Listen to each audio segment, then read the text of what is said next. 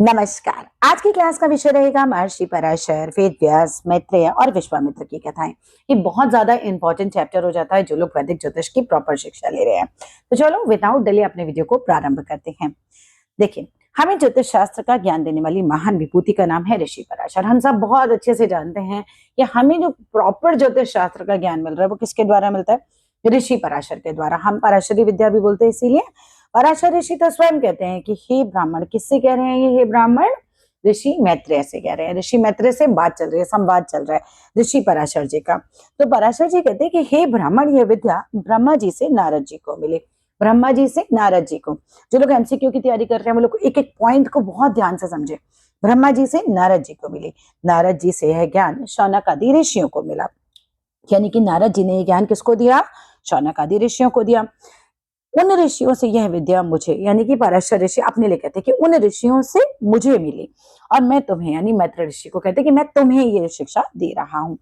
अब देखो, ये बात तो हमें समझ में आती कि किस तरीके से ब्रह्मा जी से ज्ञान विभिन्न स्रोतों से गुजरता हुआ महर्षि पराशर तक आया और महर्षि पराशर ने अपने शिष्य मैत्रेय के प्रश्नों के उत्तर के माध्यम से, ये प्रश्न उत्तर के माध्यम से चल रहा है पूरा, प्रश्न के उत्तर के माध्यम से इस धरा पर ज्योतिष गंगा को अवतरित किया। यानी कि पराशर ऋषि जो हैं वो मैत्र ऋषि के प्रश्नों का जवाब दे रहे हैं और ज्योतिष का उनको ज्ञान देते जा रहे हैं। तो इसी तरीके से ज्ञान की जो गंगा है, ज्योतिष ज्ञान की जो गंगा है, वो धरती पर आई। तो चलिए इन दोनों महान विभूतियों को थोड़ा और निकट से समझते हैं, थोड़ा और जान लेते हैं। पहले प्रारंभ करेंगे हम महर्षि पराशर की कथा। ऋषियों में महान अर्थात महर्षि वशिष्ठ की क्षमाशीलता का क्या कहना।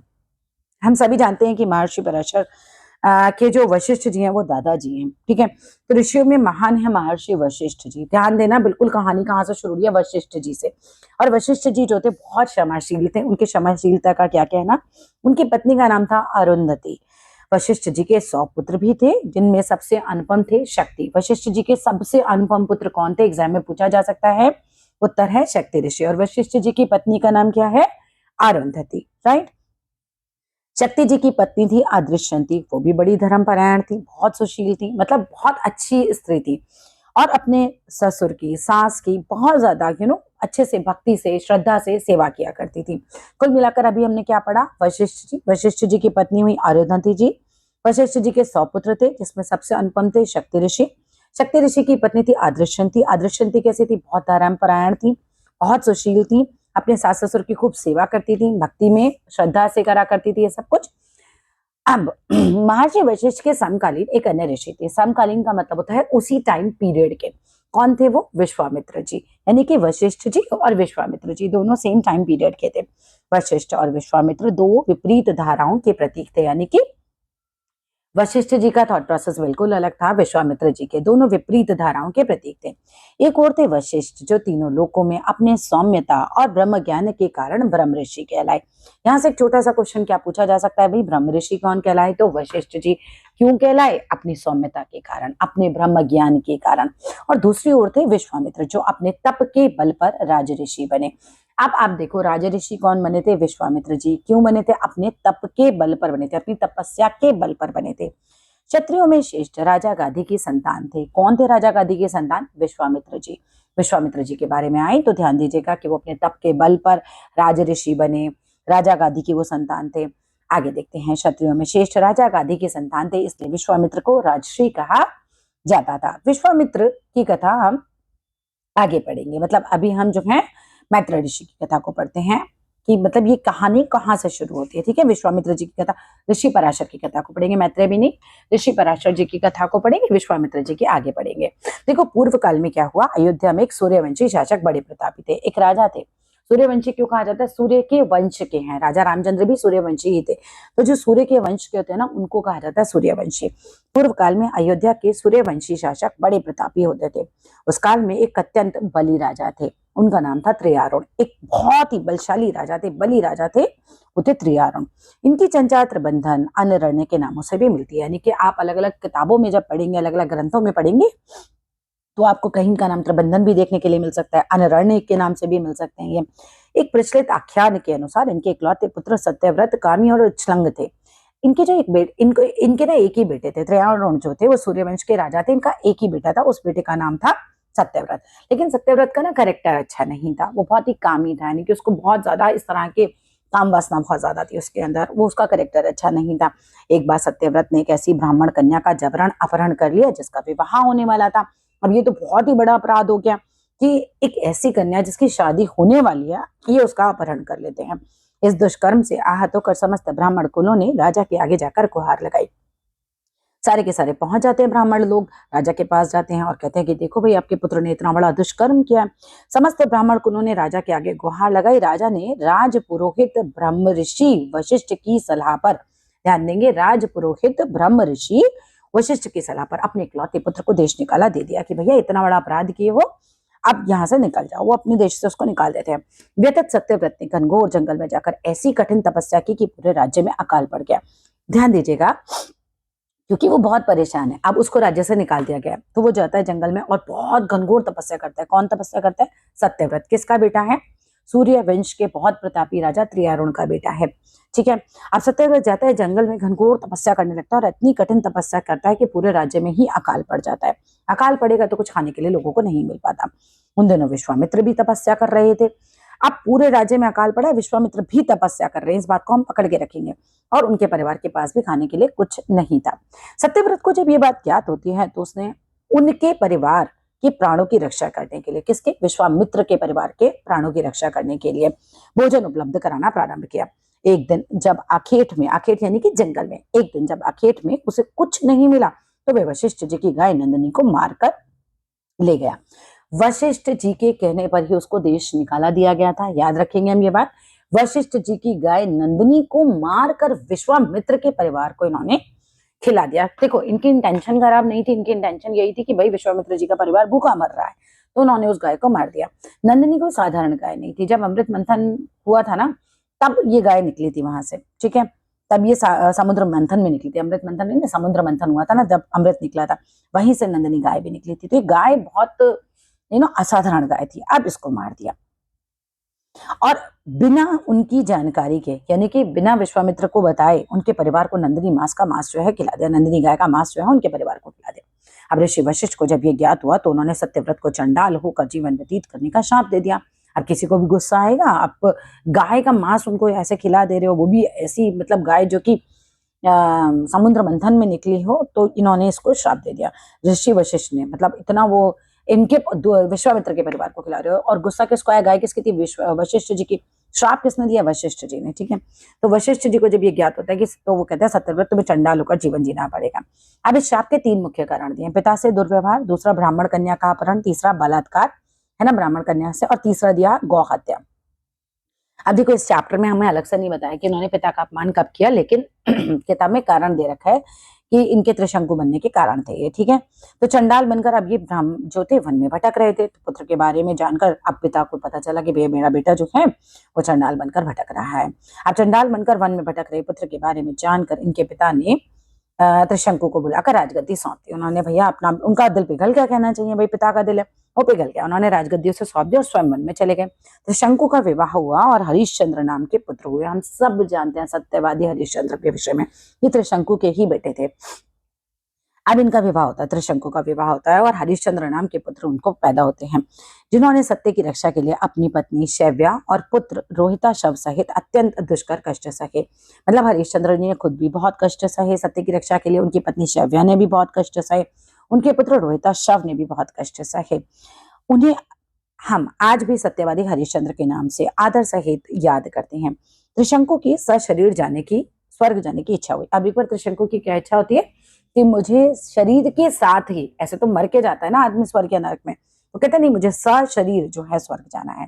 तो त्रिशंकु की सशरीर स्वर्ग जाने की इच्छा हुई, जैसे लेकर वे अपने कुल गुरु ऋषि वशिष्ठ और उनके पुत्र शक्ति के पास गए। एक अन्य कथा क्या कहती है कि सत्यव्रत के पिता त्रियारुण ने छोटे से अपराध के कारण, ये ब्राह्मण कन्या वाला नहीं, किसी छोटे से अपराध के कारण सत्यव्रत को देश निकाला दे दिया था। सम्राट त्रियारुण का साम्राज्य सारी पृथ्वी और स्वर्ग को छोड़कर अन्य सभी लोगों पर था। ध्यान दें, सम्राट त्रियारुण जो सत्यव्रत के पिता हैं, उनका साम्राज्य पृथ्वी और स्वर्ग को छोड़कर अन्य सभी लोगों पर था। ठीक है, अन्य सभी लोगों पर था। इस कारण सत्यव्रत सशरीर स्वर्ग जाना चाहते थे। बच्चों जैसी अपनी इस इच्छा को लेकर वे वशिष्ठ और उनके पुत्र शक्ति के पास गए। वशिष्ठ द्वारा विनय पूर्वक यह कहते हुए मना कर दिया कि मानव शरीर या स्थूल शरीर लेकर स्वर्ग जाना ईश्वर के नियमों के विरुद्ध है। बात तो सही है, उन्होंने कहा कि भाई आप सशरीर नहीं जा सकते, मतलब मरने के बाद जा सकते हो, सशरीर नहीं जा सकते। उन्होंने कहा ये तो ईश्वर के नियमों के विरुद्ध है। विश्वामित्र ने यह गुरुतर भार अपने कंधों पर ले लिया। अब विश्वामित्र जी कहते कि ठीक है, मैं ये भार अपने कंधों पर लेता हूँ, मैं तुम्हें जो है सशरीर जो है स्वर्ग पहुंचाऊंगा। वो ये भार अपने कंधों पर ले लेते हैं। इस क्रम में दोनों कुलों में मनमुटाव हो गया। अब वशिष्ठ जी मना कर रहे हैं कि वो कह रहे हैं कि ईश्वर के नियमों के विरुद्ध है, विश्वामित्र जी जो है वो हेल्प कर दे रहे हैं। तो दोनों कुलों के मन में मनमुटाव आ गया और बहुत ज्यादा एक खराब स्थिति बनती है आगे। क्या होता है देखो, इस क्रम में दोनों कुलों के मनमुटाव का परिणाम बहुत दुखद हुआ। विश्वामित्र के शाप के कारण रुधिर नाम का राक्षस विश्वामित्र के शाप के कारण रुधिर नाम का राक्षस शक्ति ऋषि को खा गया। शक्ति ऋषि कौन है? शक्ति ऋषि वशिष्ठ जी के बेटे हैं, सबसे अनुपम पुत्र थे उनके। ठीक है, वो उनको खा जाता है और साथ ही शक्ति के शेष 99 भाइयों का भी उसने विनाश कर दिया। अपने वंश का क्षय को सामने देखकर महर्षि वशिष्ठ और माता अरुंधति ने प्राण त्यागने चाहे। अब देखो माता पिता का मन है, भैया कैसे कैसे देख लें कि 100 के 100 पुत्र खत्म, उन लोगों ने तो अपने प्राण त्यागने चाहे। तभी क्या हो जाता है, उसी समय अपने वंश का क्षय सामने देखकर महर्षि वशिष्ठ और माता अरुंधति ने प्राण त्यागने चाहे। तभी शक्ति ऋषि की पत्नी जो थी अदृश्य थी, उन्होंने बताया कि महर्षि वशिष्ठ का वंशज उनके गर्भ में पल रहा है। वो बताती हैं कि माताजी पिताजी आपके वंश का वंशज मेरे गर्भ में पल रहा है, आपका पौत्र। महर्षि वशिष्ठ को एक बार शक्ति की तरह, मतलब शक्ति ऋषि की तरह स्पष्ट और मधुर स्वर में वेद की ऋचाओं का पाठ सुनाई पड़ा। अब क्या होता है, पेट के अंदर से ही, अपनी माता के गर्भ में से ही ये बच्चा जो है वो कहीं ना कहीं ऋग्वेद की ऋचाओं का पाठ कर रहा है। अब ये पाठ जो है वशिष्ठ जी सुन लेते हैं, स्तब्ध रह गए। ये स्वर आखिर किसका है? मतलब उन्हें दिख नहीं रहा है क्योंकि वो बालक तो भी गर्भ में है। लेकिन तब स्वयं विष्णु जी प्रकट होते हैं और वशिष्ठ जी को बताते हैं कि स्वर महर्षि वशिष्ठ के समस्त कुल को तारने वाले शिव जी के अनन्य भक्त गर्भस्थ शिशु का है। कहते हैं कि तुम्हारे पूरे कुल को तारने वाला जो है वो उसका है ये, और शिव जी का अनन्य भक्त। ये बच्चा कौन है? शिव जी का अनन्य भक्तों का। ठीक है, ये भी हम ध्यान रखने वाली बात है। आगे देखते हैं। इस प्रकार वंशहीन होकर मरने और पितरों के अतृप्त रहने की आशंका से मुक्त हुए महर्षि वशिष्ठ और उनके इस आदित्य पौत्र का नाम हुआ पराशर। अब ध्यान देंगे, वशिष्ठ जी के बेटे शक्ति ऋषि, शक्ति ऋषि के पुत्र हुए ऋषि पराशर। बालक पराशर को जब अपने पिता और उनके भाइयों के राक्षस रुधिर के हाथों मारे जाने का ज्ञान हुआ तो उन्होंने भगवान शंकर की आराधना करके बहुत से वरदान प्राप्त किए और पूरे विश्व संहार की योजना बनाने लगे। कोई भी बेटा बहुत ज्यादा दुखी होगा, बहुत नेचुरल सी बात है, जब उसे ये पता चले कि उसके पिता को, उसके चाचाओं को राक्षस जो है खा गया तो बहुत क्रोध आ जाता है उनको, महर्षि पराशर को। और अभी तो ये बालक पराशर ही है ना, तो बालक होते तो पिता और पिता के भाइयों को राक्षस रुधिर के हाथों जब मारने का पता चलता है तो क्या करते हैं, क्योंकि वो शंकर जी के भक्त है तो शंकर जी की खूब आराधना करते हैं और ऐसे वरदान प्राप्त करते हैं, पूरे विश्व संहार की वो योजना बनाने लग जाते हैं कि मुझे पूरे विश्व को खत्म करना है। पितामह वशिष्ठ के बहुत समझाने पर उन्होंने विश्व संहार की योजना तो छोड़ दी, पर राक्षसों पर उनका क्रोध कम नहीं हुआ। तो मतलब उन्होंने, देखो पिता दाई समझाते हैं कि बेटा ये हमारा काम नहीं है, इस तरीके के हम नहीं है, है ना। तो थोड़ा सा उन्होंने ये तो कर दिया कि चलो विश्व संहार नहीं करूंगा लेकिन राक्षसों को नहीं छोड़ूंगा। उनका यही था कि राक्षसों को नहीं छोड़ूंगा। राक्षसों के विनाश का यज्ञ उन्होंने प्रारंभ कर दिया। अब राक्षसों के झुंड के झुंड आकर हवन कुंड में भस्म होने लगे। फिर महर्षि वशिष्ठ ने शुद्ध होकर, बहुत दुखी होकर अपने पौत्र पराशर को समझाया कि सज्जनों का काम क्षमा करना होता है और औरों को कष्ट देना नहीं होता। उन्होंने काफी समझाया, बेटा ये हमारा काम नहीं है, राक्षसों का तो मतलब राक्षस तो अपने कर्म फल से बंधे हैं वो कहते हैं, और इसी कारण आप कर्म में रहते हैं यानी खराब कामों में लगे हुए हैं, अन्यथा उनका तो वशिष्ठ के परिवार से कोई बैर नहीं था। आदि आदि वो समझाने लगते हैं। इससे पराशर शांत हो गए। उन्होंने यज्ञ को वहीं समाप्त कर दिया। राक्षसों के आदि कुल पुरुष महर्षि पुलत से पराशर की क्षमाशीलता से अत्यंत प्रसन्न हुए। अब राक्षसों के आदि कुल पुरुष, ध्यान देना, राक्षसों के आदि कुल पुरुष महर्षि पुलत से थे। वो पराशर की, क्योंकि पराशर ने क्षमा कर दिया ना राक्षसों को, तो वो पराशर की क्षमाशीलता से बहुत प्रसन्न हो जाते हैं। उन्हीं के आशीर्वाद से पराशर समस्त शास्त्रों के ज्ञाता हो गए, यानी कि समस्त शास्त्र का उनको ज्ञान मिला और पुराण संहिता आदि के कर्ता हो गए, यानी कि पुराण संहिता आदि उन्होंने लिखी। अब आगे की कथा तो और रोचक है। कहा जाता है कि ज्योतिष ज्ञान से मंडित पराशर एक नौका में यमुना नदी पार कर रहे थे, मतलब उनको ज्योतिष ज्ञान है, ये चीज ध्यान रखिएगा। और एक बार वो क्या कर रहे थे, एक नदी को पार कर रहे थे, यमुना नदी थी, उसको नौका यानी नाव से पार कर रहे थे। उनका ज्योतिष ज्ञान इतना प्रखर था कि उसी समय उन्हें प्रतीत हुआ कि एक अत्यंत तेजस्वी महाप्रतापी बालक के गर्भ में आने का समय है। अब देखो ज्योतिष का उन्हें ज्ञान था, तो वो समझ गए कि ये टाइम पीरियड में अगर कोई बच्चा गर्भ में आता है तो मतलब बहुत तेजस्वी बालक होगा वो। तो ये बात उन्होंने क्या किया, उस समय निषेक लग्न लगा हुआ था, ध्यान देंगे, निषेक लग्न। उन्होंने उसी समय ये बात उस नाव के मल्लाह को बताई जो केवटों का राजा था, नाव चलाने वाले होते हैं ना वो। उनका राजा था। मल्लाह ने कहा, महाराज मेरी एक युवती कन्या है, यदि आपकी कृपा से वह गर्भवती हो जाए तो मैं बहुत सौभाग्य समझूंगा। कहा जाता है कि कन्या की स्वीकृति प्राप्त होते ही आधी नौका में घना कुहासा भर गया। कुहासा भर गया मतलब कोहरा भर गया, और हाथ को हाथ ना सूझे इतना, मतलब आधी नाव, आप इमेजिन करो आधी नाव है और उसके अंदर पूरा कोहरा, कुछ नहीं दिखाई दे रहा, हाथ को हाथ ना सूझे मतलब बहुत घना कोहरा छा गया। आधी नौका प्रकाश में रही। महर्षि पराशर से उस धीरवराज की कन्या का गर्भाधान हुआ, मानी कि उनका गर्भाधान अब होता धीरवराज की कन्या का वही नौका में ही। कन्या का नाम तो था मत्स्यगंधा। पर ऋषि पराशर के आशीर्वाद से उसके शरीर से अनुपम सुगंध निकलने लगी। देखिए, ये जो मत्स्यगंधा है ना, ये केवटों के राजा की बेटी थी। इनके शरीर से मछली की दुर्गंध आया करती थी। इस घटना के पहले इनके शरीर से मछली की दुर्गंध आया करती थी, लेकिन ऋषि पराशर के आशीर्वाद से अब उसके शरीर से सुगंध निकलने लगे। मत्स्यगंधा का नाम सत्यवती हुआ। बाद में मत्स्यगंधा को आप सत्यवती के नाम से जानते हो। यही गर्भ जिस तेजस्वी के रूप में फला फूला उसे हम वेदव्यास के नाम से जानते हैं। यानी कि मत्स्यगंधा का पुत्र जो हुआ वो हुए वेदव्यास जी। हाँ, मत्स्यगंधा से सत्यवती बनने के बाद जो उनके शरीर से सुगंध आई उससे खींचे चले आते हैं उस काल के महान राजा शांतनु। देखिए, महान राजा शांतनु जो हैं, इनके बारे में हम बहुत अच्छे से अभी पढ़ेंगे आगे। पहले हम इतनी बात समझ लें कि पीछे क्या रहा। महर्षि पराशर जी नौका में जा रहे थे, उनको निश्चय लग्न के बारे में पता था। उनको पता था कि इस समय गर्भ में कोई बहुत जबरदस्त बालक आ सकता है, तेजस्वी महाप्रतापी बालक आ सकता है। वो केवटों के राजा को ये बात बता देते हैं, मल्लाह को। वो कहता है ठीक है, मेरी बेटी है, अगर आपके कृपा से वो गर्भवती हो जाएगी तो मैं सौभाग्यशाली समझूंगा। फिर वो गर्भवती होती है। अब यहाँ महर्षि पराशर और मत्स्यगंधा के बेटा होते हैं वेदव्यास जी। ठीक है, इतनी बात है। अब यहाँ से पराशर जी और मत्स्यगंधा का संबंध खत्म। ऐसा नहीं कि कोई पति पत्नी की तरह रह रहे। आगे आते हैं राजा शांतनु जी। अब मत्स्यगंधा के शरीर से आती है बहुत सुंदर सुगंध, तो राजा शांतनु जो है वो खींचे चले आते हैं, और फिर बाद में शांतनु जी से ही इनका विवाह होता है, तब ये सत्यवती बनती है। ठीक है, आगे देखते हैं। महर्षि पराशर ने धीरवराज की कन्या मत्स्यगंधा के माध्यम से आर्यव्रत की भूमि को वेद व्यास रूपी अनुपम उपहार दिया। वेद व्यास जी का असली नाम था कृष्ण द्वैपायन। ये बहुत इंपॉर्टेंट है, ये पूछ लिया जाता है। वेद व्यास जी का असली नाम क्या था? कृष्ण द्वैपायन। क्यों ये नाम था? क्योंकि उनका रंग भगवान श्री कृष्ण की भांति घन नील था, इसीलिए कृष्ण यमुना के द्वीप पर जन्मे और इस कारण को द्वैपायन कहने लगे। तो इस प्रकार उनका पूरा नाम पड़ा कृष्ण द्वैपायन। बद्री बेर के वन में रहने के कारण इनका नाम बाद में बादरायण भी पड़ गया था, किंतु सारे वेदों की व्याख्या विस्तार करने के कारण ही उनका नाम वेद व्यास पड़ा, क्योंकि उन्होंने वेदों को विस्तार से समझाया, उसकी व्याख्या करी। भगवान व्यास ने ही 18 पुराणों तथा महाभारत की रचना भी की। जैसा कि सुधी पाठक जानते हैं, व्यास की माता मत्स्यगंधा बाद में सत्यवती के नाम से प्रसिद्ध हुई। उनका ब्याह गंगापुत्र भीष्म पितामह ने अपने पिता शांतनु से कराया था। देखो, भीष्म पितामह ही तो गए थे इनके पिता के पास अपने पिता के लिए हाथ मांगने। ठीक है, तो इनका ब्याह गंगापुत्र भीष्म पितामह ने अपने पिता शांतनु से कराया। देखो, शांतनु भी कोई साधारण पुरुष नहीं थे। कुरु वंश के महाप्रतापी राजा प्रतीप के पुत्र के रूप में जन्म लेने से पहले इस जन्म में, जिस जन्म में सत्यवती और शांतनु का विवाह होता है, उस जन्म में तो शांतनु राजा प्रतीप के पुत्र थे, लेकिन किसी और जन्म में बताते हैं स्वयं महाबिश नाम के पुण्यात्मा राजा थे। ये महाबिश नाम के पुण्यात्मा राजा थे।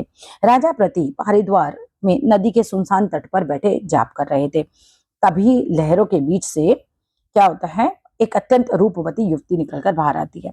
गंगा प्रतीप के बाईं जांग पर ना बैठकर दाहिनी जांग पर बैठती है। अब पहले शांतनु जी का जो पहला विवाह गंगा से हुआ था ना, उसके बारे में बात हो रही है। सत्यवती जी से बाद में विवाह हुआ होगा। ठीक है, तो राजा प्रतीप जो है, राजा प्रतीप कौन है? शांतनु जी के पिता, राजा शांतनु के पिता। तो राजा प्रतीप हरिद्वार में नदी के सुनसान तट पर बैठे जाप कर रहे थे।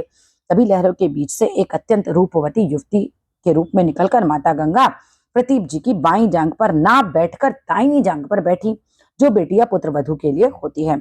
अतः प्रतीप ने उसे अपनी पुत्र वधु बनाने के लिए कहा। मतलब जांग पर बैठने का अधिकार केवल पुत्र वधु या बेटी का होता है। उन्होंने कहा कि ठीक है, अब मैं इसे अपनी बहू बनाऊंगा, क्योंकि वो वहां उनके बाई जांग पर वो दाहिनी जांग पर आकर बैठी, बाई ना बैठकर दाहिनी पर आकर बैठी, तब वे शांतनु को वरण कर सकी। एक अन्य आख्यान के अनुसार, मतलब इसी के बारे में कि वो शांतनु की पत्नी कैसे बनी, एक अन्य कथा भी है। एक अन्य आख्यान के अनुसार किसी अन्य काल में ब्रह्मा जी के दरबार में महाबेश की दृष्टि देवी गंगा के शरीर पर पड़ी। एक अन्य काल में, यानी कि एक अन्य टाइम पीरियड में महाबेश नाम के राजा थे शांतनु, है ना, और गंगा जो थी वो बैठी हुई थी। तो क्या होता है, वहीं पर ना वो इनको देखते हैं और देखते ही रह जाते हैं ब्रह्मा जी के दरबार में। पुराणों में कहा गया कि गंगा को भी राजा के द्वारा देखा जाना बुरा नहीं लगा, पर ब्रह्मा जी को इससे बड़ा क्रोध आया। कुपित ब्रह्मा जी ने श्राप दिया कि राजा को पृथ्वी पर फिर से जन्म लेना होगा, जहां गंगा उनकी पत्नी बनकर उनकी अवज्ञा करेंगी, मतलब उनकी आज्ञा को नहीं मानेंगी, और तब राजा उन पर क्रोध करेंगे और तब ये श्राप पूरा होगा। हम पहले ही बता चुके हैं कि ऋषि पराशर के पितामह थे महर्षि वशिष्ठ। उनके आश्रम में एक मन भावन गाय थी, नंदिनी। वशिष्ठ ने होम धेनु के रूप में उत्तम नंदिनी गाय पाई थी। वशिष्ठ जी ने होम धेनु के रूप में उत्तम नंदिनी गाय पाई थी। उनके पिता मुनि कश्यप और मां दक्ष प्रजापति की पुत्री सुरभि थी। किसके पिता? नंदिनी गाय के पिता कौन थे? मुनि कश्यप। नंदिनी गाय की माता कौन थी? दक्ष प्रजापति की पुत्री सुरभि। अब एक बार की कथा बताते हैं कि एक बार 8 वसु थे, है ना। वसु देवताओं के ही रूप होते हैं। 8 वसुओं के नाम थे, क्रमशः ध्यान देंगे। धर, ध्रुव, सोम, सवित्र, अनल, अनिल, प्रत्युष और प्रभास। प्रभास की एक अन्य नाम था धावभिता। यही प्रभास बाद में ना भीष्म पितामह बनते हैं अगले जन्म में। प्रभास भी थे। वैसे तो कहा गया कि 33 कोटि देवियां और देवता हैं, किंतु मुख्यतः इसमें से 33 ही माने गए हैं। ये क्रमशः प्रजापति, इंद्र, 12 आदित्य, 11 रुद्र और 8 वसु हैं। अपनी पत्नियों के साथ उस समय ये वसु जो थे क्या कर रहे थे? कल्लौल कर रहे थे आश्रम के पास। किसके? ऋषि वशिष्ठ के आश्रम के पास। और उनमें से किसी एक की, मतलब पत्नी ने, किसी एक की स्त्री ने गाय की याचना करी कि मुझे ना ये जो गाय है, नंदिनी गाय, ये चाहिए। यद्यपि उनके पति ने समझाया कि भाई देवताओं को गाय जैसे पार्थिव वस्तु की क्या आवश्यकता। उन्होंने कहा क्या करोगी गाय का, तुम्हारे को क्या आवश्यकता है। पर स्त्री अटके आगे किसी की क्या चल सकती है भैया। स्त्री को अगर चाहिए तो चाहिए, उसके आगे किसी की क्या चल सकती है। तो वसु ने पत्नी से कहा कि बहुत समझाया, ठीक है, किसी की नहीं चल सके। वसु पत्नी ने कहा कि मृत्युलोक में रहने वाली उनकी एक सहेली है, ठीक है। तो जो वसु है उनकी पत्नी ने कहा कि मृत्युलोक में ना उनकी एक सहेली है जिसका नाम है जितवती, उसके लिए उन्होंने कहा मुझे गाय चाहिए। पर नंदिनी तो उसे अवश्य ही चाहिए थी। अंत में सारे वसु ने मिलकर नंदिनी गाय को चुरा लिया। अब वशिष्ठ मुनि ने लौटते ही सारी बात समझ ली कि भैया गाय चोरी हो गई। उनके क्रोध की सीमा नहीं रही। मतलब सोचिए, नंदिनी गाय, मैंने आपको पहले ही बताया कि वो कोई साधारण गाय नहीं थी। अब यहाँ पर वशिष्ठ जी बहुत ज्यादा क्रोधी हो जाते हैं। उन्होंने सभी वसुओं को मनुष्य जैसी लिप्सा रखने के कारण उन्होंने कहा तुमने मनुष्य जैसी इच्छा रखी है ना, तो जाओ मनुष्य योनि में ही पैदा होना। मनुष्य योनि में पैदा होने का श्राप दे दिया। अब वसु तो सोचो, 8 वसु, ये तो देवताओं जैसे थे ना। वसु देवताओं के ही रूप हैं। अब देवताओं को श्राप मिल गया कि भैया धरती पर जाओ, जन्म लो ऐसे। अब वसुओं को जैसे ही पता चला, वे घबराए हुए आकर वशिष्ठ जी के शरणागत हो गए। बोला प्रभु हमें माफ करो, उनसे गलती हो गई। तो ऋषि को दया आ गई। उन्होंने कहा कि देखो, श्राप तो मैं वापस नहीं ले सकता, ये तो वापस नहीं लिया जा सकता। हाँ, यह अवश्य हो सकता है कि श्राप की अवधि कम हो जाए। 7 वसुओं को तो उन्होंने जन्म लेते ही मानव शरीर से मुक्ति पाने का वर दे दिया कि ठीक है। 7 को तो उन्होंने बोला तुम जन्म लोगे तभी तुम्हारी मृत्यु हो जाएगी और तुम इस चीज से छूट जाओगे। लेकिन नंदिनी गाय जिसने चुराई थी वो था प्रभास, है ना। उन्होंने कहा कि लेकिन जिसने नंदिनी चुराई थी उसको अधिक समय तक पृथ्वी पर रहना पड़ेगा, वो था प्रभास। और प्रभास ही बाद में विश्व पितामह के रूप में पैदा हुए थे, ठीक है। उन्होंने ये भी कहा कि वसुओं को गंगा माता से प्रार्थना करनी चाहिए कि वे वसुओं की मां बने। अब देखो, गंगा का पीछे हमने देख लिया, गंगा का ब्रह्मा जी ने गंगा को श्राप दिया था धरती पर जन्म लेने का। इधर ये वसुओं वाली कहानी हो गई। तभी तो गंगा जब आती हैं, शांतनु जी से विवाह कर लेती हैं, इनके बच्चे जब होते हैं तो एक के बाद एक ये नदी में बाहर ही होती हैं। तो यही श्राप के कारण था, वो जो हमने महाभारत में देखा था, ठीक है। अब देखो, ये वसुओं की प्रार्थनाएं मां गंगा ने मान ली। उन्हें अत्यंत सुंदर स्त्री के रूप में जब राजा शांतनु ने देखा तो अपना आपा खो बैठे। अब शांतनु जी जब गंगा को देखते हैं, देखते ही रह जाते हैं और उनसे पढ़ने निवेदन करके अपनी पत्नी बनने का अनुरोध करते हैं। गंगा ने हंसते हुए कहा कि हे राजन, अगर आप मुझे कभी भी कुछ भी करने से ना रोके तो मैं सहर्ष आपकी पत्नी बन जाऊंगी। उन्होंने कहा आप बस मुझे रोकना मत, मैं जो चाहूं वो करूं, बस आप मुझे रोकना। परंतु जिस घड़ी आपने मुझे रोका या टोका उस क्षण में आपको छोड़कर चली जाऊंगी। प्रेम में अंधे शांतनु को बिना ये जाने हुए कि वे स्त्री कौन थी, सब कुछ स्वीकार रहता। उन्होंने भैया सब कुछ कह दिया कि भैया ठीक है, तुम बस पत्नी बन जाओ मेरी, जो कहोगे जैसे कहोगे वैसे हो जाएगा। आपको याद ही होगा ये सब हो रहा था ब्रह्मा जी के श्राप के कारण। राजा शांतनु को उनकी पत्नी ने सारे सुख दिए। पत्नी धर्म की प्रतिमूर्ति बन गई।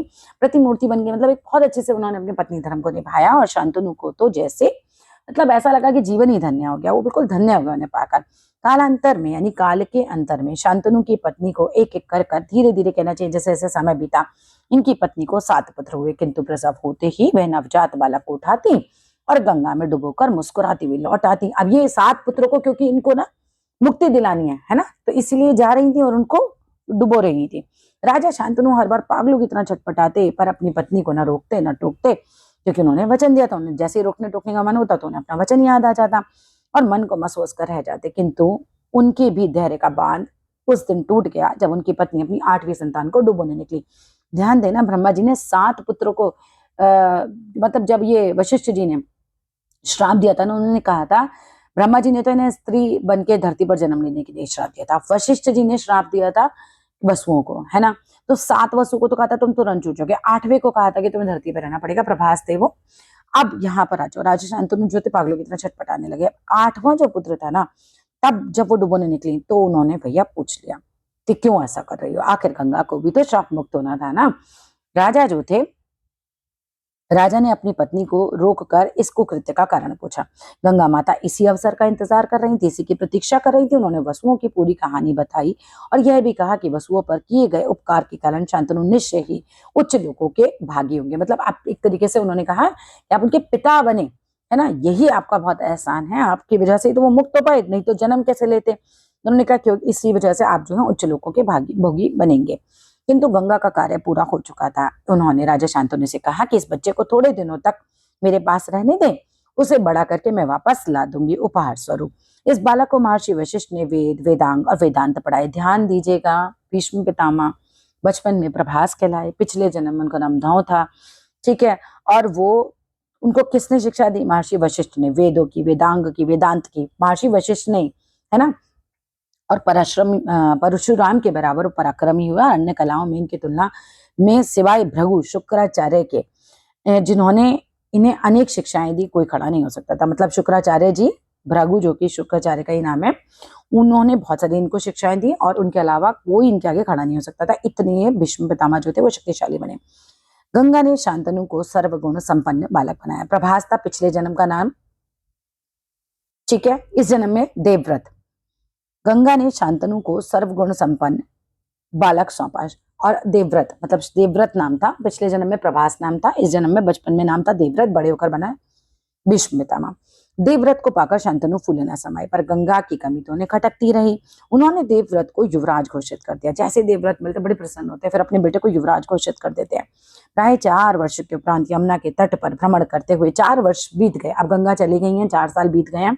अब ये फिर एक बार गंगा नदी के किनारे जो है वो घूम रहे होते हैं ऐसे। शांतनु को एक नैसर्गिक सुगंध का अनुभव होता है। ये सुगंध कहाँ से आ रही है? मत्स्यगंधा याद है आपको? मत्स्यगंधा को आशीर्वाद दिया था ऋषि पराशर ने कि अब उसके शरीर से सुगंध आएगी, तो वही थी वहां यहाँ पर, ठीक है। तो इनको सुगंध आती है बहुत अच्छी। 4 वर्षों के उपरांत यमुना के तट पर भ्रमण करते हुए शांतनु को एक नैसर्गिक सुगंध का अनुभव हुआ। यह दिव्य गंध सत्यवती के शरीर से आ रही थी, ऋषि पराशर के आशीर्वाद स्वरूप उसी के शरीर से आ रही थी। सत्यवती का अप्रितम रूप देखकर शांतनु ठगे से रह गए। अब 4 साल बाद इन्हें प्रेम हो जाता है सत्यवती से। उन्होंने धीरवराज से इस कन्या का हाथ मांगा। धीरवराज कौन? सत्यवती के पिता। पर धीरवराज ने तो स्पष्ट शर्त रखी कि यदि शांतनु के बाद उनका उत्तराधिकारी सत्यवती का पुत्र बनेगा, तभी जो है सत्यवती का विवाह शांतनु से करेंगे। पर शांतनु हताश वापस लौटा। कैसे कर सकते थे? अभी तो उनका देवव्रत, उनका पुत्र उनके साथ रह रहा है, वो ऐसा कैसे कर सकते थे कि किसी और को ऐसे कह देते कि हाँ बेटी को मैं इस पुत्र को बना दूंगा। तो धीरवराज ना वापस लौट आते हैं कि वे धीरवराज को वचन दिया है कि शांतनु के, अच्छा इसके बाद ना इनके बेटे को पता चलता है, पर धीरवराज ने स्पष्ट शर्त रखी थी, है ना। तो शांतनु हताश वापस लौट आते हैं और उनका दुख देवव्रत से देखा नहीं जाता। अब देवव्रत को सारी बात पता चल जाती है, तो देवव्रत से वो दुख नहीं देखा जाता। वे धीरवराज को वचन दिया है कि शांतनु के उत्तराधिकारी सत्यवती की संतान की होगी। इसके लिए उन्होंने आजन्म कुंवारे रहने की प्रतिज्ञा की, जो समस्त भूमंडल में भीष्म प्रत्यम के नाम से जानी जाती है। भैया उन्होंने कहा कि मैं जीवन में ब्याह ही नहीं करूंगा, ठीक है। तो अब मेरा तो पुत्र होगा ही नहीं, तो जो भी कुछ है अब आपकी पुत्री उसके पुत्र का ही हो जाएगा एक तरीके से। अब देवव्रत का यहाँ पर जब उन्होंने भीष्म प्रतिज्ञा ली तो उनका नाम भीष्म पड़ा। भीष्म सत्यवती को लेकर अपने पिता के पास आ गए और अपनी विमाता बनाकर, मतलब एक तरीके से जैसे मतलब अपनी मां मान के एक तरीके से। शांतनु और सत्यवती की 2 संतानें हुई। बड़े बेटे का नाम था चित्रांगद और छोटा बेटा था विचित्रवीर्य। तो चित्रांगद और विचित्रवीर्य सत्यवती और शांतनु के पुत्र हैं, ध्यान देंगे, है ना। सत्यवती के एक पहले बेटा हो चुका है, वो है वेदव्यास जी, ऋषि पराशर उसके पिता थे। यहाँ पर 2 बेटे होते हैं, चित्रांगद और विचित्रवीर्य। चित्रांगद युवा हुए यानी कि जवान हुए और शांतनु अपने कर्मफल भोगने के बाद स्वर्गवासी हो गए। धीरे धीरे बेटे बड़े होते हैं और पिता जो है शांतनु जी वो है स्वर्गवासी हो जाते हैं। भीष्म की देखरेख में चित्रांगद ने राजकाज संभाला। पहले चित्रांगद ने राजकाज संभाला, ध्यान देंगे, बाद में विचित्रवीर्य। भीष्म की देखरेख में चित्रांगद ने राजकाज संभाला, परंतु यौवन का उन्माद और पराक्रम दिखाने में क्रम में नए नए राजा चित्रांगद गंधर्वराज से भिड़ गए। अब इनका ना युद्ध हो जाता है चित्रांगद का गंधर्वराज से, और गंधर्वराज का नाम भी चित्रांगद ही होता है। यानी चित्रांगद को चित्रांगद ने ही मार दिया। उस युद्ध में शांतनु नंदन यानी शांतनु जी के पुत्र चित्रांगद वीरगति को प्राप्त हो जाते हैं। उनकी प्रतिज्ञा का पालन करते हुए स्वयं न बैठकर भीष्म ने अपनी प्रतिज्ञा का पालन करते हुए, है ना, भीष्म ने तो प्रतिज्ञा ली थी कि मैं तो राजगद्दी पर बैठूंगा नहीं, तो उसने क्या किया कि जब चित्रांगद मर जाते हैं, चित्रांगद वीरगति को प्राप्त हो जाते हैं, तो वो छोटे भाई को विचित्रवीर्य को राजगद्दी पर उन्होंने बैठा दिया। उसके विचित्रवीर्य के बड़े होने पर भीष्म काशीराज की 3 कन्याओं को स्वयंवर से अपने भाई के लिए हार कर ले आए। तो विचित्रवीर्य के लिए ये हार कर लेकर आए थे। विचित्रवीर्य को राजगद्दी पर बिठाया। विचित्रवीर्य के बड़े होने पर भीष्म काशीराज की 3 कन्याओं को स्वयंवर से अपने भाई के लिए हार कर ले आए। अब इन 3 कन्याओं के नाम थे अंबा, अंबालिका और अंबिका। अंबा, अंबिका और अंबालिका। अंबा पहले से ही मन ही मन राजा शाल्व को अपना पति मान चुकी थी। अंबा तो मतलब प्रेम करती थी राजा शाल्व से। यह पता चलने पर भीष्म की आज्ञा से अंबा को शाल्व के पास भेज दिया गया। तो भीष्म पितामह को पता चलता तो कहता ठीक है, तुम शाल्व के पास वापस चली जाओ, तो उनको वापस भेज देते हैं। विचित्रवीर्य की शादी अंबिका और अंबालिका से कर दी जाती है। अब 2 पत्नियां हो गई विचित्रवीर्य की। अंबा को शाल्व ने भी अपनाने से इनकार कर दिया। अब अंबा जो है वो शाल्व नरेश के पास जाती है, पर शाल्व नरेश तो आप देखो उस जमाने के ना राजा वगैरह इसी तरीके के होते थे। निकल नहीं, तुम्हें तो कोई और हर के ले गया है, अब तुम वापस जाओ, तो वो उससे शादी नहीं करते। अंबा को शाल्व नरेश ने अपनाने से इनकार कर दिया क्योंकि उसे भीष्म जीत चुके थे। अंबा 6 वर्षों तक शाल्व और भीष्म के पास जाती आती रही, जिस क्रम में उसे कई बार अपमान का सामना भी करना पड़ा। अंत में हताश होकर अंबा तपोवन शेखावट मुनि के आश्रम में चली गई। तपोवृद्ध, तप में वृद्ध हुए शेखावट मुनि के आश्रम में गई, जहां उनके नाना मुनिहोत्रवाहन उनसे मिले। अंबा के नाना मुनिहोत्रवाहन उनसे मिले, ठीक है। उन्होंने अंबा को अपने बाल सखा महर्षि परशुराम के पास महेंद्र पर्वत पर जाने के लिए कहा। तो नाना जी कहते हैं कि अंबा को कि तुम जाओ, मेरा फ्रेंड है, मतलब मेरे मित्र हैं महर्षि परशुराम, महेंद्र पर्वत पे रहते हैं, तुम वहां पर चले जाओ उनके पास। तभी क्या हुआ, उसी समय जब ये अपनी पोती को कह रहे थे, नातिन को कह रहे थे ना, तो परशुराम जी का सेवक अकृतवर्ण भी वहां आकर पहुंचा। अकृतवर्ण, ध्यान देना, अकृतवर्ण कौन था? परशुराम जी का सेवक। वो वहां आ पहुंचा। उसने बताया कि अगले दिन स्वयं परशुराम होत्रवाहन से मिलने शेखावट के आश्रम पधार रहे। कहता आपको वहां जाने की जरूरत नहीं है, वो तो यहीं पर ही आ रहे हैं। अंबा की कथा सुनकर परशुराम बहुत द्रवित हुए। उनको मतलब बहुत ज्यादा उनका मन पिघल गया। उन्होंने भीष्म से घनघोर युद्ध किया, क्योंकि भीष्म की गलती थी ना, एक तरीके से वो बिना जाने ही तीनों बहनों को हर कर ले आए थे। तो और फिर खुद भी नहीं स्वीकार कर रहे थे। अम्मा ने कहा था आप मुझसे शादी कर लो एक बार, ये बात भी हुई थी, तो उन्होंने कहा नहीं मैं तो शादी कर ही नहीं सकता। तो फिर जब उनसे कोई मतलब फिर ये बहुत बड़ी प्रॉब्लम खड़ी हो गई थी। तो अब जब परशुराम जी को पता चलता है तो फिर वो बहुत युद्ध करते हैं, इसके साथ घनघोर युद्ध करते हैं। इस युद्ध में भीष्म जब पराजित नहीं हुए तो परशुराम ने उनकी पीठ थपथपाई और उन्हें विदा कर दिया। अब देखो परशुराम ने पीठ थपथपाई है ना, कोई युद्ध हुआ लेकिन वो हार ही नहीं पाए भीष्म को, तो फिर उन्होंने पीठ थपथपाई, उन्हें विदा किया। अंबा को संतान के माध्यम से संसार में नामामर करने की इच्छा हुई, पर परशुराम ने अंबा की संतान की कामना तो पूरी नहीं की, परंतु उन्हें मुंथा बना दिया। ज्योतिष शास्त्र में अभिरुचि रखने वाले जानते हैं कि मुंथा की वर्ष कुंडली में विशेष महत्व है। मुंता देवी का मंदिर रवाई में मौजूद है। कहाँ मौजूद है? रवाई में। वहीं ऋषि परशुराम का आश्रम है। यहाँ यक्ष, गंधर्व और किन्नरों का वास है। ऋषि परशुराम का आश्रम कहाँ पर है? मुंता देवी का मंदिर रवाई में मौजूद है, और रवाई में ही ऋषि परशुराम जी का आश्रम भी है, और वहां पे यक्ष, गंधर्व और किन्नरों का वास था। यह लोकोक्ति है, ये महाभारत में नहीं, यह लोकोक्ति है, महाभारत में नहीं।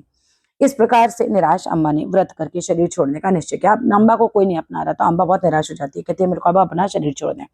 माँ गंगा ने अम्बा को वर दिया कि व्रत में स्थिर रहकर शरीर छोड़ने से वह टेढ़ी मेढ़ी बरसाती नदी बनेगी। कौन? अम्बा, ठीक है, अम्बा। आज भी अम्बा नदी मात्र बरसात में जल से भरती है, उस काल में वह टेढ़ी मेढ़ी होकर बहती है। अम्बा नदी टेढ़ी मेढ़ी होकर बहती है। ये माँ गंगा ने ही अम्बा को व्रत मतलब वरदान दिया था, जिससे वह बहुत ग्रह के निवास करने के कारण उसमें उतरना, स्नान करना आदि तीर्थ कृत्यों का करना बहुत कठिन होता था। आगे देखते हैं। युद्ध के बाद ऋषि परशुराम अपने आश्रम रामासेराई लौट आए, जहां इनकी माता रेणुका अपने पिता जन्मदगिन रहते थे। माता रेणुका और पिता जन्मदगिन रहते थे। ध्यान देंगे, परशुराम जी की माता कौन थी? परशुराम जी की माता थी रेणुका, परशुराम जी के पिता थे जन्मदगिन। अब क्या होता है, भीष्म का और परशुराम जी का युद्ध हुआ था, हमने पढ़ लिया अभी। अब युद्ध होता है। युद्ध के बाद ऋषि परशुराम जो थे वो अपने आश्रम आते हैं, रामासेराई जगह का नाम होगा, वो वहां लौट आते हैं। माता रेणुका प्रत्येक दिन रामासेराई से उतरकर जन्मदगिन की पूजा अर्चना के लिए भागीरथी का जल लाती थी। उस समय देखो पतियों की पूजा होती थी, तो जन्मदगिन की पूजा करने के लिए भागीरथी का माता रेणुका जो थी वो जल लाती थी। एक दिन रेणुका ने क्या देखा, मूर्ति का व्रत के राजा चित्ररथ को अपनी पत्नी के भागीरथी के साथ रमण करते देख लिया, संबंध बनाते देख लिया, और वो सुध बुध खो बैठी। वापसी में वेराड़ी की चढ़ाई में वही सब सोचती रही और इसी कारण वे अपने घर पर्याप्त विलंब से पहुंची। उनको देर हो गई घर पहुंचते पहुंचते और जमदगिन ने सब कुछ सच सच उन्होंने जाके कह दिया। तभी भागीरथी की एक धारा नाकुरी गांव, बछेंद्री पाल का जन्म हुआ था यहाँ पे, से पर्वतों के नीचे की अदृश्य सुरंग द्वारा बड़कोट गंगड़ी लाकर यमुना में मिला दी गई। तब से ऋषि स्वयं जल लाकर संध्या पूजा करते। उन्होंने रुमणवान, सुषेणु, वसु और विश्वावसु नामक पुत्र को एक एक करके अपनी माँ का गला काटने की आज्ञा दे दी। और ये सुनते ही मतलब सारे लड़के ना बेहोश हो गए। कुपित पिता ने श्राप दिया कि जिससे ये सभी चारों पुत्र चेतना खोकर जड़ बुद्धि हो गए। मतलब पिता ने कहा कि माता का गला काट दो। तो बच्चे जो बेहोश हो गए, सुन के अब बेहोश हो गए, तो क्या हुआ, पिताजी ने श्राप दे दिया कि भैया तुम जो हो जड़ बुद्धि हो जाओ। पुत्र कौन कौन थे? रुमणवान, सुषेण, वसु और विश्ववसु। अब सबसे छोटे बेटे थे परशुराम। उन्होंने पिता की आज्ञा मान ली और माता रेणुका की गर्दन काट डाली और साथ ही अपने पिता से उन्होंने वर मांग लिया कि माता को जीवित कर दो। यही नहीं, परशुराम से वर मांगने के कारण उन्होंने चारों भाइयों की पुरानी घटना याद नहीं रही और वो स्वस्थ हो गए। मतलब उन्होंने पिता की आज्ञा मानी और माँ का गला काट दिया। फिर वो खुश हुए, उन्होंने कहा वर मांगो, तो उन्होंने वर में क्या मांग लिया कि माता को जीवित कर दो। और क्या बोला है कि भाई मेरे सारे भाइयों को ये घटना याद भी ना रहे। अब ये तो लोकोक्तियों पर आधारित कथाएं हैं, मतलब लोगों के माध्यम से हमने सुनी कथाएं हैं, जिनके माध्यम से बताने का प्रयास किया जा रहा है कि कामदेव के प्रहार से अच्छे अच्छे नहीं बच सकते, तो सामान्य मानव की क्या बिसात। आगे देखते हैं कि महाभारत में अम्बा की कथा कैसे बताई गई है। महाभारत में कहा गया है कि हर ओर से निराश होकर अम्बा ने भगवान कार्तिकेय की आराधना करके एक दिव्य माला प्राप्त करी, जिसे पहनने वाले के हाथों ही भीष्म का वरदान भी अम्बा को मिला कि भाई जो इस माला को पहनेगा उस वही भीष्म का वध करेगा। अम्बा ने वह माला राजा द्रुपद के द्वार पर टांग कर आत्महत्या कर ली। अगले जन्म में द्रुपद के घर शिखंडी के रूप में जन्म लेकर भीष्म के वध का कारण बनी। हमें पता है कि भीष्म का वध शिखंडी ने किया था, ठीक है। तो ये अम्बा ही थी जिन्होंने शिखंडी का जन्म लिया इस जन्म में और भीष्म का वध किया। ये कथा कभी बाद में, लेकिन अंबिका और अंबालिका के यौवन पाश में विचित्र वीर्य ऐसे बंधे कि उन्हें क्षय योग हो गया और वे भारी जवानी में ही काल कवलित हो गए। अब देखो यहाँ पर अंबिका और अंबालिका का पति थे विचित्र वीर्य, वो भी मर गए। बहुत दुखी हुई माता सत्यवती। अंत में भीष्म और उनके विद्वानों की सलाह पर उन्होंने ऋषि पराशर द्वारा प्रदत्त अपने पुत्र व्यास को बुलाकर शांतनु के वंश की रक्षा करी। उन्होंने क्या किया, व्यास जी से कहा भाई अब आप ही मदद करो हमारी, इन दोनों मतलब जो कन्याएं हैं अंबिका और अंबालिका जो हैं, उनको आप ही जो है संतान की प्राप्ति करवाओ एक तरीके से और हमारे वंश को आगे बढ़वाओ। व्यास जी के आशीर्वाद से अंबिका के पुत्र के रूप में मिले धृतराष्ट्र, जो माँ के दोष के कारण दृष्टिहीन हुए, क्योंकि अंबिका ने क्या किया था, आंखें बंद कर ली थी एकदम से इनको देखकर। कहा था एक्चुअली व्यास जी ने कि मैं इस रूप में नहीं हूँ माता कि अभी इस समय रानियों के सामने जाऊं, राजकुमारियों के। तो उन्होंने बोला नहीं नहीं अभी चाहिए। तो फिर वो जाते हैं तो अंबिका जो है आंखें बंद कर लेती है, तो धृतराष्ट्र जो है दृष्टिहीन पैदा होते हैं। अंबालिका की संतान का नाम पांडु हुआ क्योंकि वे माता के दोष के कारण पीले पैदा हुए। और दूसरी जो थी वो बहुत ज्यादा डर गई थी।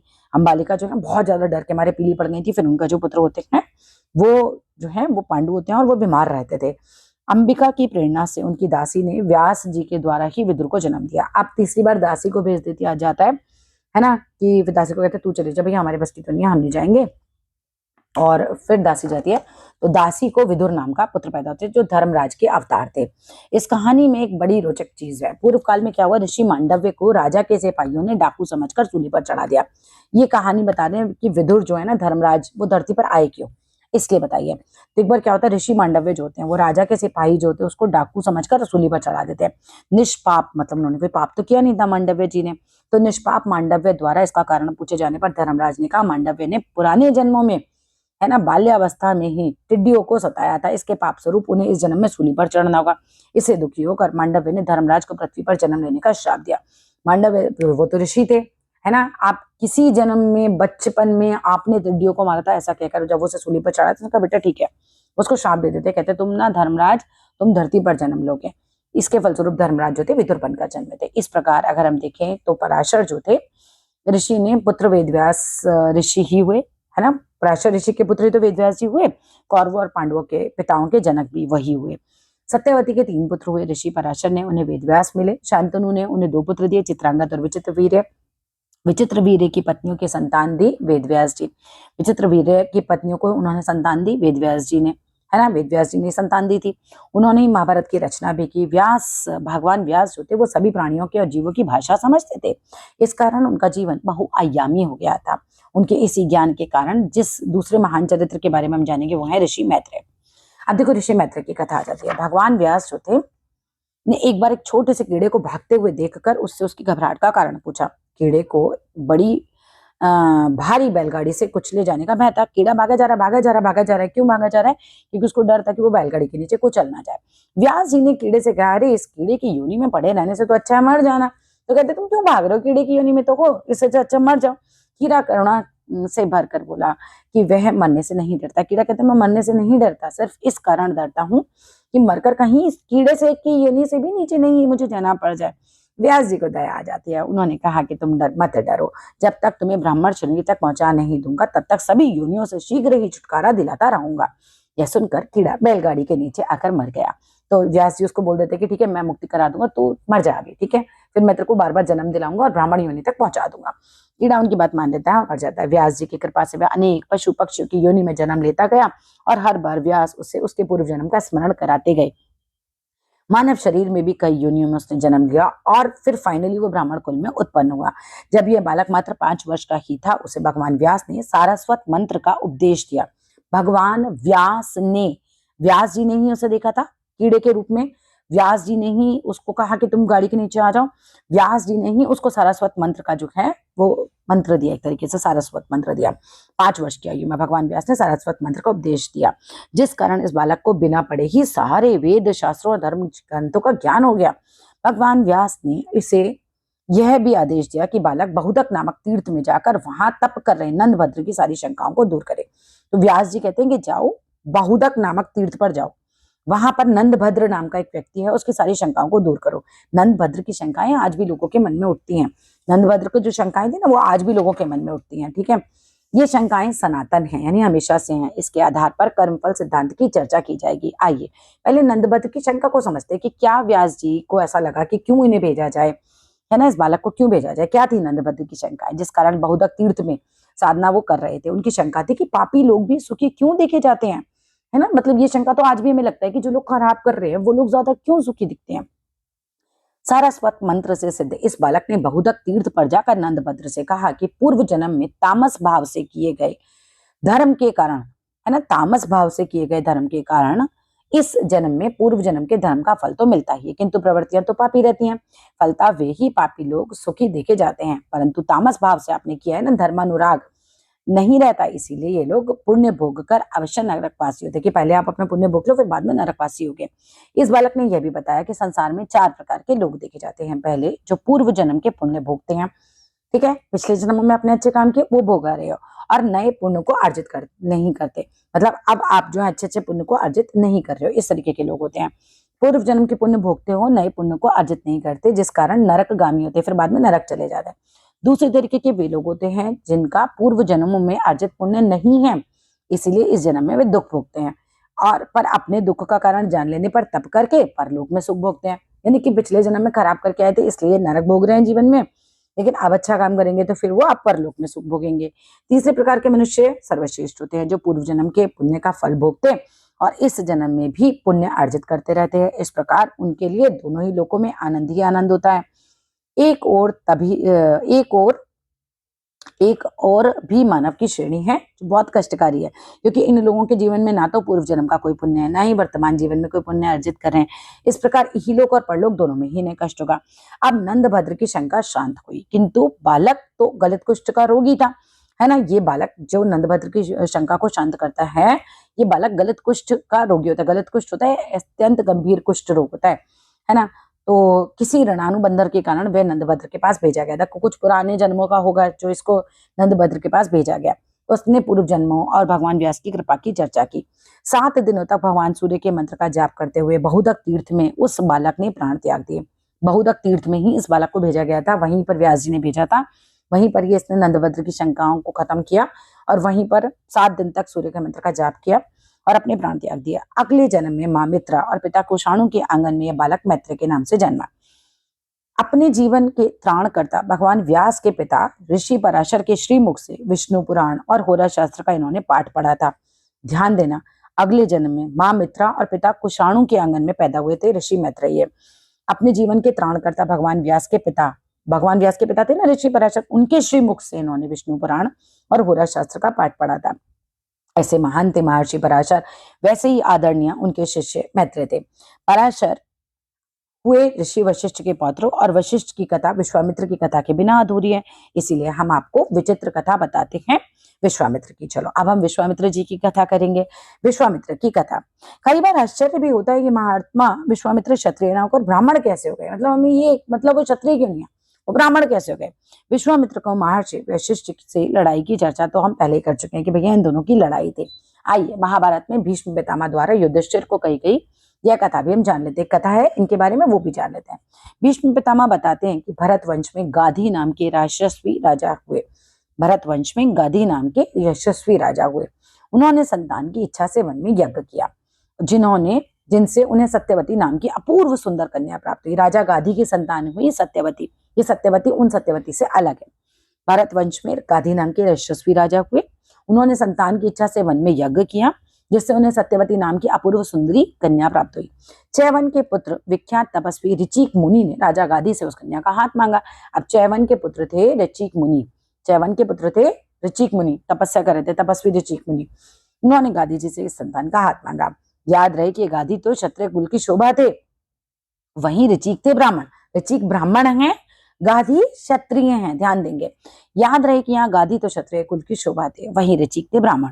एक अन्य आख्यान के अनुसार ऋचिक के पिता का नाम भृगु बताया जाता है। ऋचिक के पिता का नाम भृगु बताया जाता है। राजा गाधी ने ब्राह्मण ऋषि के आगे असंभव सी शर्त रख दी। गाधी ने कन्या के शुल्क के रूप में 1000 ऐसे घोड़े मांगे जो चंद्रमा के समान कांतिमान और वायु के समान वेगवान हो। यानी कि चंद्रमा के समान उनकी कांति हो, इतने खूबसूरत हो, और वायु के समान वेगवान हो, मतलब उतनी तेज दौड़ते हो।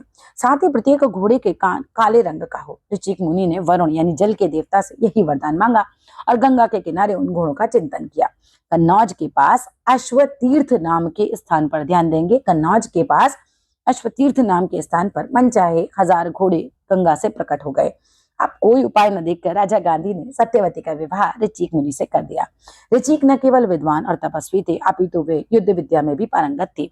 सत्यवती ने अपने पति की निष्ठापूर्वक सेवा की। उन्होंने बहुत अच्छे से अपने पति की सेवा करी, जिससे प्रसन्न होकर मुनि ने अपनी पत्नी को वर मांगने के लिए कहा कि उन्होंने कहा ठीक है तुम मुझसे कुछ वर मांगो। सत्यवती को पुत्र की कामना थी। सत्यवती ने यह बात अपनी माँ से बताई। उन्हें भी पुत्र की कामना, यानी सत्यवती की माता को, राजा गाधी की पत्नी को भी पुत्र की कामना हुई। तो उन्होंने कहा ठीक है, पति से यह वर भी मांग लें कि भाई मेरे भी पुत्र हो जाए। ऋचिक ने मंत्र से सिद्ध करके 2 चर देवताओं को प्रसन्न करने के लिए तैयार की गई खीर बनाई। 2 जगह 2 खीर बनाई। एक तो उन्होंने अपनी पत्नी को देकर कहा कि गूलर के वृक्ष की पूजा करो। ऋचिक मुनि ने अपनी पत्नी सत्यवती से कहा ये खीर तुम खाओ और गूलर के वृक्ष की पूजा करो। दूसरा चरु यानी दूसरी खीर उन्होंने अपनी पत्नी की माँ को देने के लिए कहा कि पीपल के वृक्ष की पूजा करो। गड़बड़ हो गई। सत्यवती की माँ किसी दुर्मति में पड़ गई। उन्होंने अपनी बेटी को समझा बुझाकर चरु और वृक्ष दोनों की अदला बदली कर ली। उन्हें लगा कि अपनी पत्नी को तो उन्होंने कुछ ना कुछ ज्यादा बढ़ा दिया होगा, तो उन्होंने अपनी बेटी को कहा कि खीर बदल लेते हैं और ना तू दूसरे वृक्ष की पूजा कर ले जो मुझे कहा है, मैं उसकी कर लेती हूँ जो तुझे कहा है। ऐसे करके वो बदल लेते हैं। दोनों स्त्रियां गर्भवती हो गई, लेकिन ऋचिक को दिव्य ज्ञान से पता चलने पर उन्होंने अपना सिर ठोक लिया।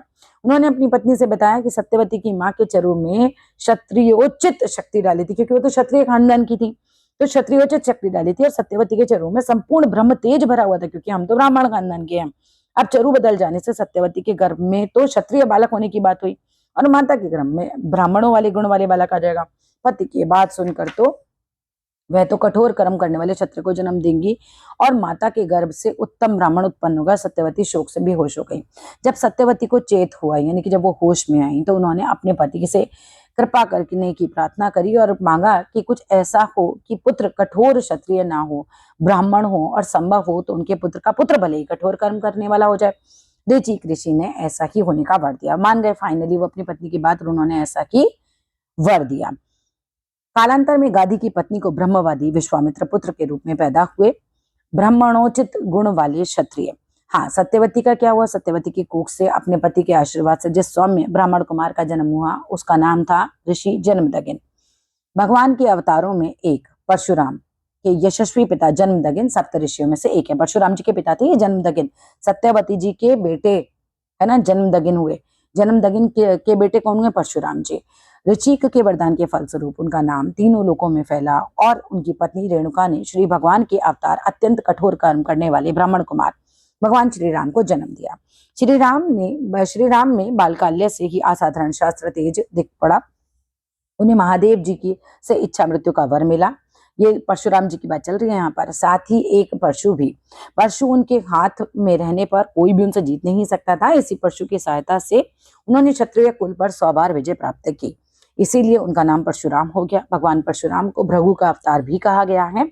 ऋषि जन्मदगिन, माता रेणुका तथा भगवान परशुराम के जीवन की एक लोमहर्षक कथा पहले ही हम बात कर चुके हैं। विश्वामित्र के पुत्रों में याज्ञवल्क्य, जबाली, सुश्रुत, कपिल आदि के नाम हैं, जिन्हें हम आदर से आज भी लेते हैं। हमने देखा कि सुंदर कथाओं के माध्यम से किस तरीके से हमने जो है पुराणों में कर्म और उसके फल के संबंध को बहुत सुंदर ढंग से पाया। तो फाइनली यहाँ पर हमने खत्म किया अपना ये पहला चैप्टर। बहुत अच्छे से कथाएं मैंने प्रयास किया आप लोगों को समझाने का। अच्छा लगे तो जरूर लाइक कीजिएगा, सब्सक्राइब कीजिएगा, चैनल को शेयर कीजिएगा। फिर मिलते हैं अगले चैप्टर्स के साथ। Thank you so much.